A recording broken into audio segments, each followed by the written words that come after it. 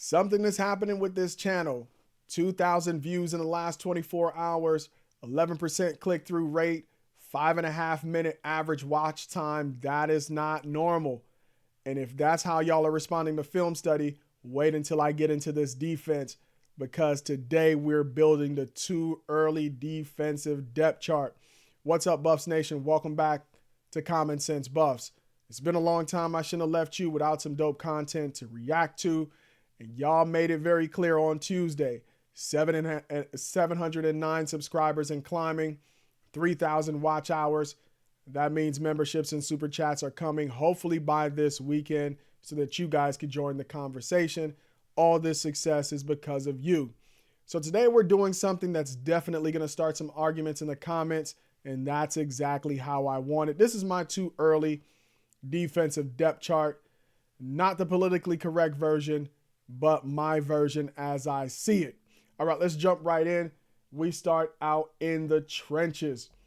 We're not that big up front in terms of defensive tackle, but what we don't have in size, we make up for in production and relentless, aggressive play up front.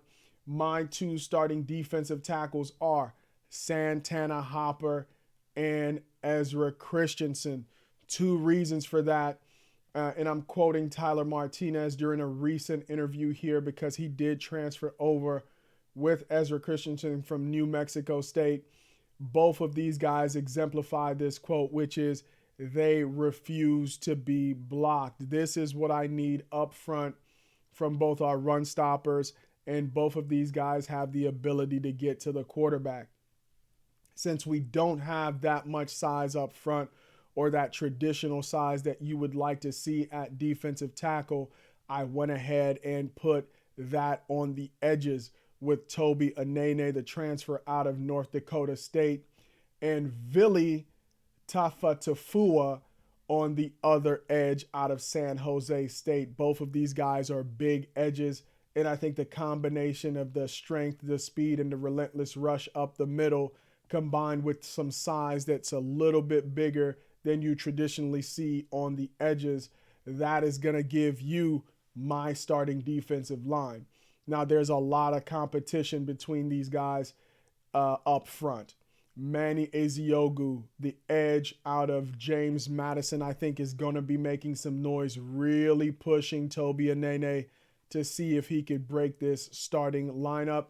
And Lamont Lester, this is my hidden gem right here. I think for me, his play matches a Taj McCoy. He's not a guy who's going to jump off film in terms of his measurables, but he's a real player, and I'm looking forward to see him make some noise. Behind them on the edges, Kylan Salter, the linebacker turned edge, is in the number 3 spot, and Yamil Talib, who I believe is a developmental piece on this side of the ball, is actually in that 4th spot. On the opposite side, a guy who I could see making some noise and maybe moving into a number 2, but definitely a guy in the rotation, is Balansama Kamara, followed by Domata Peko. Up the middle, I like Dylan Manuel, the transfer out of App State, along with Quincy Wiggins. I think all of these guys up front are going to be rotating, followed by Tyler Moore and Cedric Smith. And then finalizing the D-line is Joseph Peko, who is the freshman, and Samu Taumanu Pepe. Now, I really see him as a developmental piece, and I'm just beginning the process of studying Chris Marv's defense.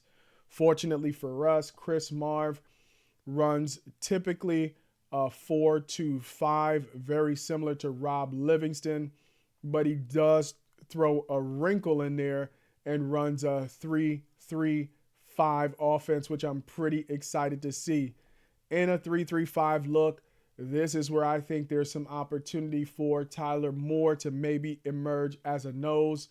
Samu Taumano Pepe definitely as a nose, and possibly Cedric Smith, who I think are the guys who are comfortably over 300 pounds. Now, let's move up one more level to the linebacker spot. You guys have probably seen my film study on Leona Lafau. If you haven't, check it out on the channel. The Texas transfer is my starting linebacker, one of two starting linebackers. And then Gideon Lampron, the video right now on the channel going absolutely crazy, also joins him as a starting linebacker. But the competition up here for linebacker and possibly a 1B linebacker for me is Tyler Martinez. I can really see as this team learns the Chris Marv offense where we might go a 3-3-5 and we might see all three of these guys on the field, which should be pretty exciting. I have Bo LaPena here alongside Tyler Martinez. And then we get into the Gage Goldberg, who has been playing really well. I think he continues to develop on this team. Carson Crawford, the outstanding freshman, followed by Kobe Johnson and Rodney Colton. I think there's going to be some movement here, but I think this is probably the most impressive, most productive, and most deep linebacker group that we have had on this team. The future certainly looks bright here. Now let's come back down to the cornerback. I have Justin Eaglin as my starting one of my starting corners, followed by Emery Floyd and Makari Vickers. I think this is a real competition here. I think Makari Vickers is poised for a bounce back. I don't think he had the season he wanted to have in 2025, and 2026 is his opportunity, followed by Paul Omodia and Alex Ward, the freshman. Next to him, the guy everybody is excited to see. You see him on the defensive side of the ball, and I've been very excited to see him working at wide receiver. I know there's a lot of talk about Boo Carter being a running back, but you see what he could do as a wide receiver. So Boo Carter is my starting nickel, followed by Preston Ashley, the very promising freshman who I believe might get some reps here as we see spring ball, fall camp progress. He definitely is going to play himself or at least practice himself into some real game reps, followed by Donovan Stevenson, the transfer. And then, of course, Cole Mathis is always a player that you love to have on your team. At free safety right now, it's an absolute battle, but I give the slight edge to Nateen Mitchell based on productivity. Again, I'm a guy who's really looking at not where you came from, where you transferred from, or what your potential is, but what did you actually do when you got a chance to play. And Nateen Mitchell, along with Tyler Martinez and Ezra Christensen, really have that history of high performance at New Mexico State, which is why I give them the nod. But somebody I'm closely watching in that free safety spot is Jaden Hardy. Does he have the flexibility to also play as a strong safety, maybe come down into the box? That is yet to be determined, but I'm watching this competition very closely. And then the freshman Braylon Edwards here, who is also highly touted coming out of Texas, rounds out my free safeties. What I also like here, maybe would like to see more depth, maybe some guys in the cornerback room might find a home here, but who knows? But for right now, Randon Fontenette is rocking the 7, the return of Cam Silman. Craig, we know whoever rocks the 7 at Colorado needs to be a player. And if you haven't watched it yet, check out my review of Randon Fontenette's 2024 and 2025 highlights. And he is followed by Jaja Boyd. Now, coming down to the other side, I think another real battle here is happening. An early battle in camp is between R.J. Johnson, who I gave the nod because he is a returner, and Creed Thomas, the transfer out of Notre Dame.